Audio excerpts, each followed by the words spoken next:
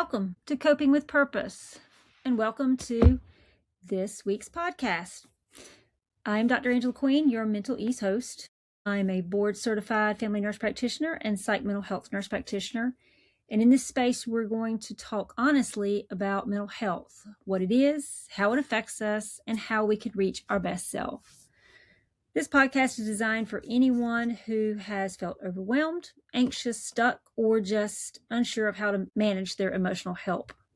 I'm hoping these podcasts will help your mental health and give you mental ease. After all, mental ease is all about me. So today's podcast will be the first episode in a series of 3 that's going to focus on grief. Grief is a universal human experience. It's often misunderstood. Most mental health conditions are. Sometimes it's minimized, and sometimes grief can be rushed. It's not something to get over. It's something we learn to live with, integrate, and carry differently over time. Experiencing grief is not always associated with death. Of course, that's the first thing we think of when we think of someone grieving, is that they're grieving a loss of a loved one from death. But grief can also result from loss of a job, a loss in a relationship, such as divorce, a loss of a child who moved away, but moved in with the other parent, left for college. We can also grieve changes in our health status, changes in a loved one's health status, loss of an animal, loss of a role. Maybe you were a big CEO in a company, but something has changed, so that loss of your role makes you grieve for what you don't have anymore.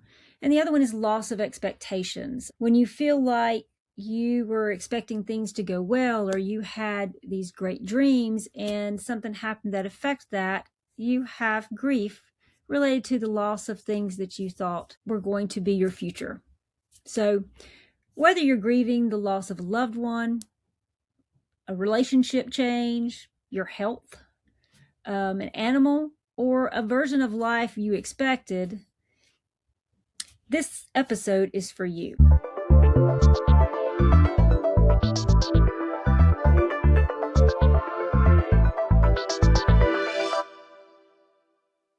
So what really is grief?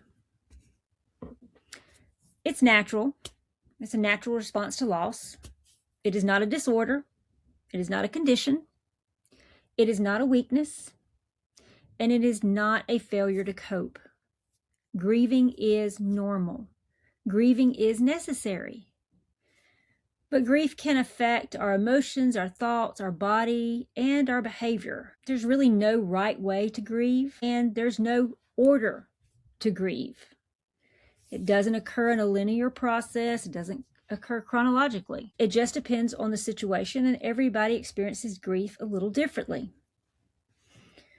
But common experiences that people have with grief is sadness, emptiness, anger, irritability, guilt, regret, anxiety, fear, difficulty concentrating, and then other physical symptoms, fatigue, body aches, appetite changes, sleep changes.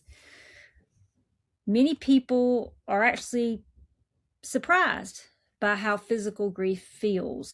It's because the grief activates that stress response in our body, activates that cortisol response.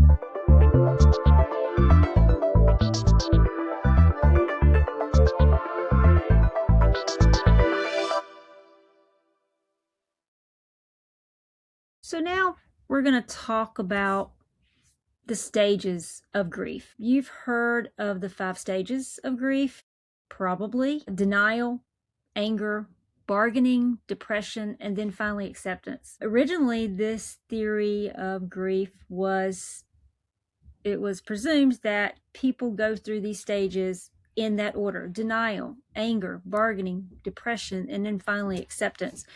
But that is not necessarily true. These stages can describe some experiences, but they're not really a checklist or a timeline.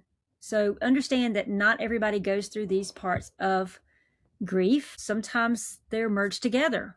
And sometimes they may skip a stage. Just to clarify, people move in and out of emotions, so stages may never occur, or may be experienced out of order, but grief looks different for everyone. So healing doesn't really mean that you have to reach acceptance and stay there.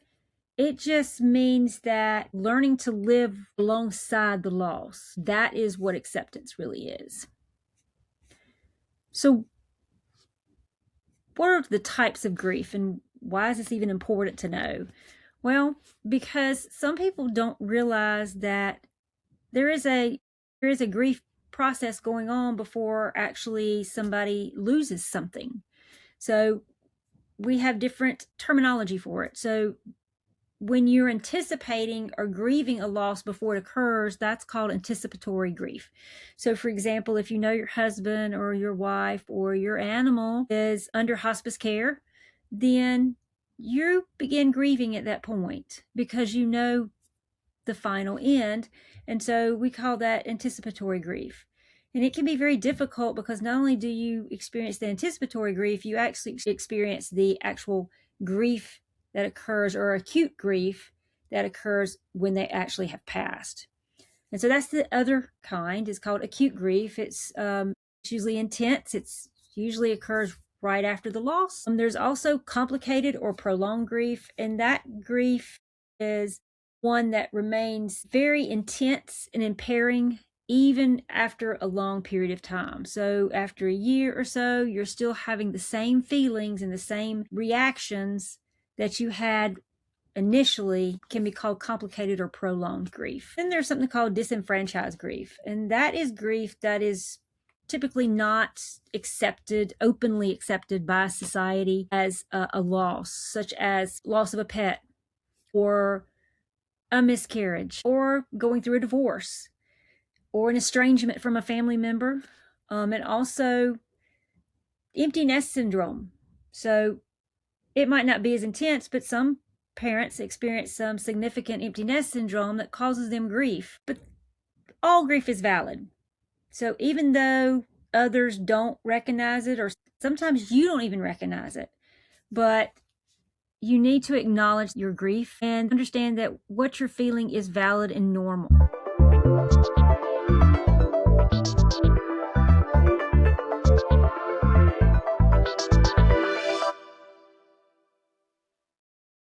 In this segment, we're going to talk about maladaptive coping.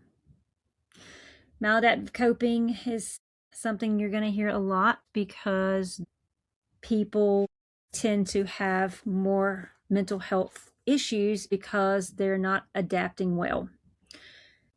Maladaptive coping in the presence of grief, also intensifies when anniversaries or reminders of the loss occur. So this is one of the reasons I wanted to release this one before Valentine's Day, because some people are grieving either the loss of an intimate relationship or an intimate partner. So sometimes the romantic holiday can be triggering for those who either have experienced a loss by death or a loss of an intimate partner because the relationship broke up or divorce. So this holiday can be difficult. When grief feels overwhelming, people often cope in ways that make sense, and that's what we've talked about in previous. It looks good for now because it helps us deal with the pain, but over time it can actually increase the suffering. Examples look very similar to depression and are attempts really to survive that unbearable pain or loss that you're feeling.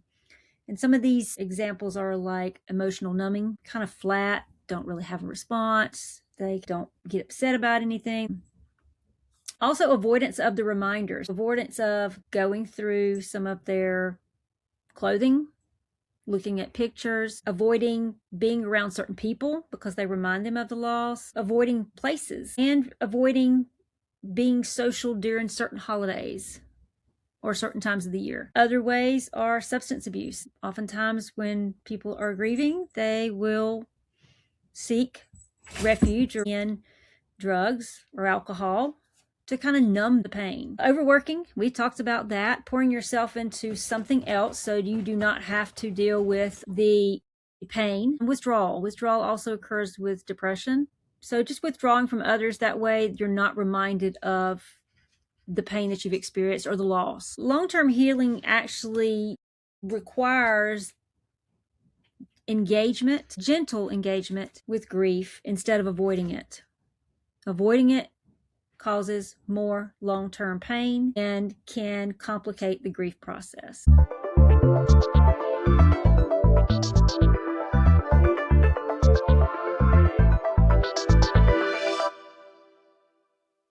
How do we engage in healthy coping when we're dealing with our grief? Well, we need to understand that being emotional is okay, and we need to allow ourselves to cry, to laugh, to remember, without fear of judgment from other people. If you want to cry, cry. And just understand that you don't have to feel guilty because you're still upset, okay? Even if it's prolonged grief and it's complicating your life, feeling guilty for allowing your emotions to surface is not doing yourself any justice. Also, create rituals of remembrance. So allow yourself to remember those good things, and don't try to avoid those. Embrace those and just kind of make that where that's a ritual of remembrance and remembering the good things. I know that's easier said than done, and it does make you hurt, but avoiding it and trying to act like you don't remember just increases that emptiness feeling that you're having. Talk about the loss. People are probably, especially if you're somebody that's been grieving for a long time, you're going to feel like people are tired of hearing about it. But if they truly care about you, they understand this process is not easy. So talking about the loss, don't try to avoid talking about it. Talk about it when it comes up and acknowledge that it's still painful. Maintain your basic routines. And this is something that's really hard to do because you don't have that motivation to do anything when you're grieving. But you need to maintain your normal basic routines. And of course, seeking professional help when you feel like it's affecting your ability to move forward or impair your day-to-day functioning because you're consumed with the pain of loss. So I do want to continue exploring grief in the next few podcasts because I think many people still suffer with pain of grief for sometimes months at a time. And I think they hide it from others and internalize it to the point that the pain becomes the most influential part of their life's decisions, and convincing them that dealing with pain and grief is actually dishonoring the person or implying that we have forgotten them.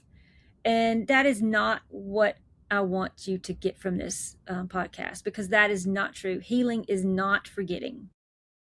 But I'll have 2 more episodes on grief. The next podcast will be focusing on the holiday and anniversary grief, the reminders, and the differences between and the similarities between both depression and grief. The last podcast will be more interactive. I will be using that podcast to kind of guide you through a grief workbook that will allow you to reflect on your personal grief. And then we're going to dabble in a little bit of mindful guided meditation. For those who are not currently dealing with a loss, this podcast might not be beneficial for you at this time. But I hope in the future, if you feel the need to seek guidance, that maybe you can revisit the podcast.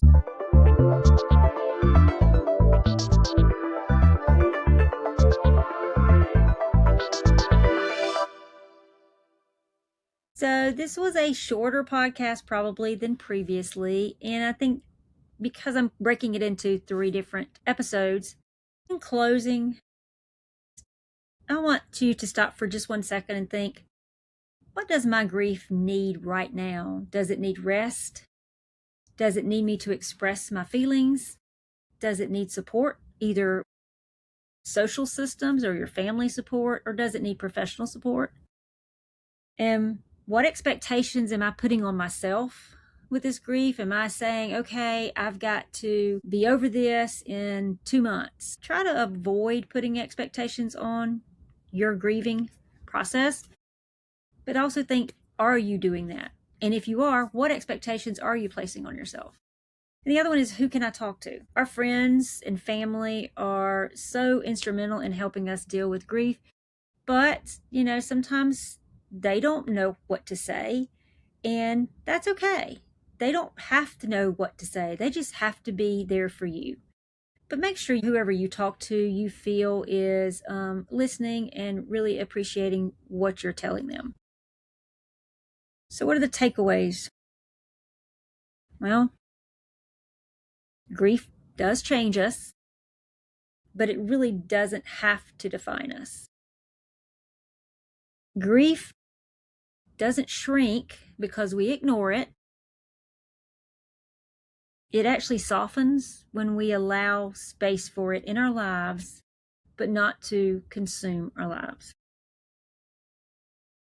Very, very important. Healing does not mean forgetting. It means finding a way to move forward while still honoring what was lost or who was lost. Healing is possible, but it does require time. It requires support, and it definitely requires compassion. So if you're grieving, please hear me and hear this. You're not weak because you're struggling, and you're not doing this the wrong way.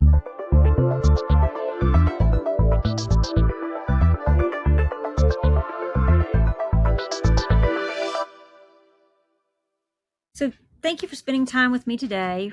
Remember, you're not broken, you're adapting. So always consider that mental health is all about mental ease, and that is all about me. Until next time, just breathe.